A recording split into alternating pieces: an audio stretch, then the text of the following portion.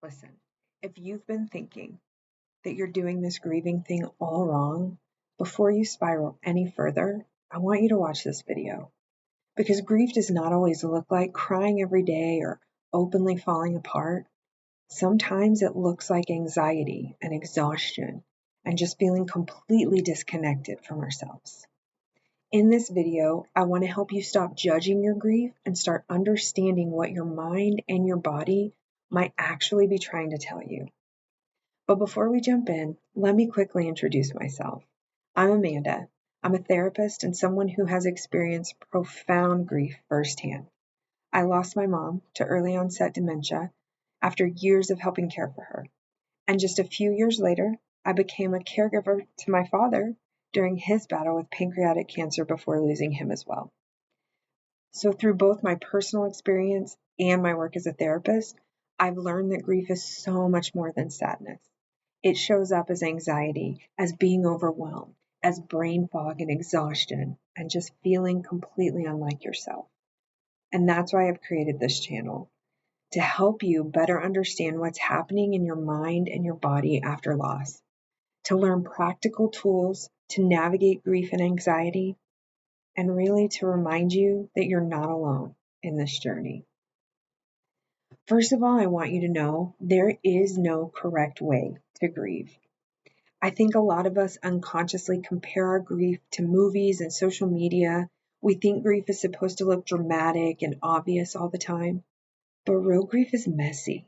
It's inconsistent, and honestly, it's kind of confusing. One day you're crying in the grocery store because you heard a song that they loved, and the next you're laughing at a meme and then immediately feeling guilty for it. That doesn't mean you didn't love them enough. It means you're human. A lot of grieving people panic because they don't feel sad enough every second of the day. Or they think because they're functioning at work or because they haven't cried in a week that something must be wrong with them. But grief can show up emotionally, mentally, physically, even spiritually. Sometimes your brain protects you by numbing things temporarily because the pain's too overwhelming for you to carry all at once. You're not failing at grief because your emotions are inconsistent. You don't need to perform your pain in order for your loss to be real. Your grief is valid, even when it looks different from what you expected. If you're feeling overwhelmed and you don't know what to do with all of these emotions, I created a free giant list of coping skills specifically for grief and grief-related anxiety. It includes grounding exercises, nervous system calming tools, emotional processing ideas, and gentle ways to care for yourself when everything else feels heavy.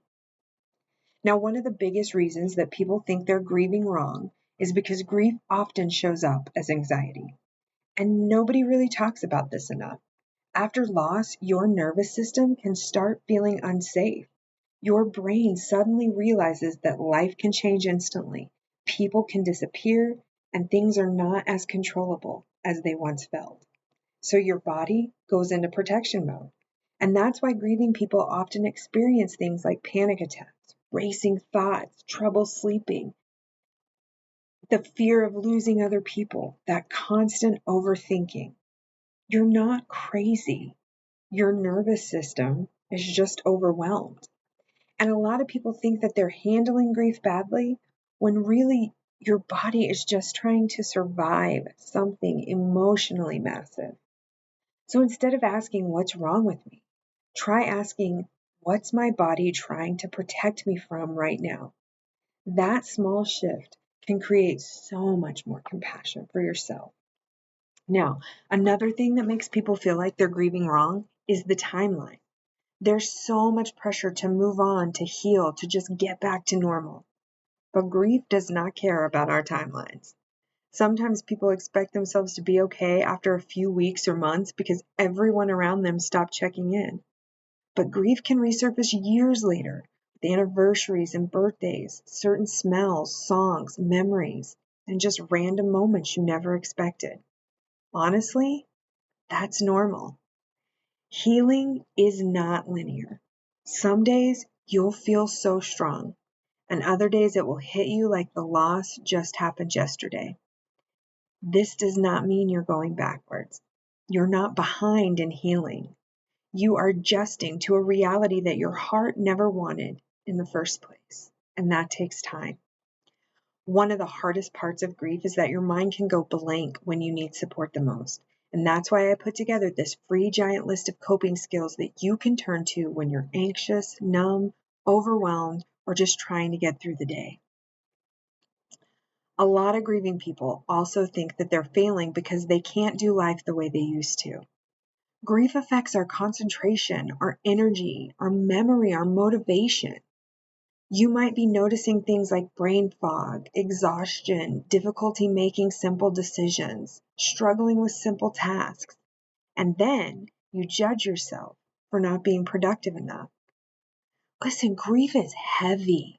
Your body is carrying emotional stress constantly, even when you're trying to appear okay externally. You're not lazy. You're just overwhelmed. Right now, small acts of care matter more than perfection. Drink water, rest, eat something nourishing, go outside, text a safe friend. These things count. Tiny steps are still healing. Finally, grieving wrong usually just means that you're grieving without enough support. So many people isolate themselves because they don't want to burden others or because they think they should be able to handle this better by now. Grief was never meant to be carried alone. Healing starts when someone simply says, "What you're feeling makes sense. You're allowed to still hurt. You don't have to rush this. You are not broken." And if nobody has told you that lately, let me tell you now. Your pain makes sense. Your overwhelm makes sense. And you deserve support while you're moving through this. You don't have to earn compassion by hiding your grief well. You deserve support exactly as you are.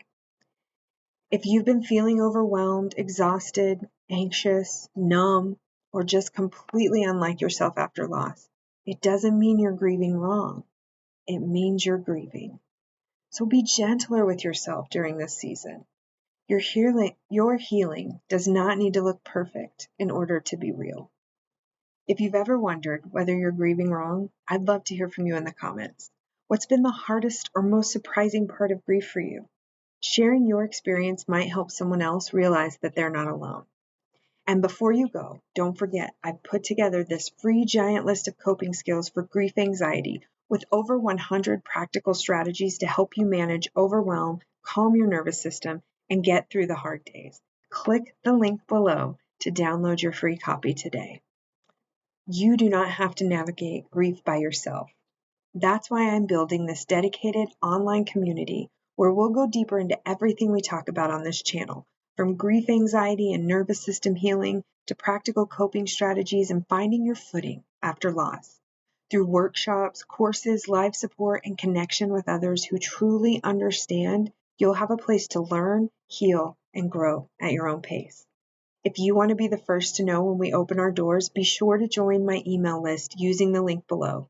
Subscribers will get early access, exclusive resources, and updates as we build this community together. And I would love to have you there.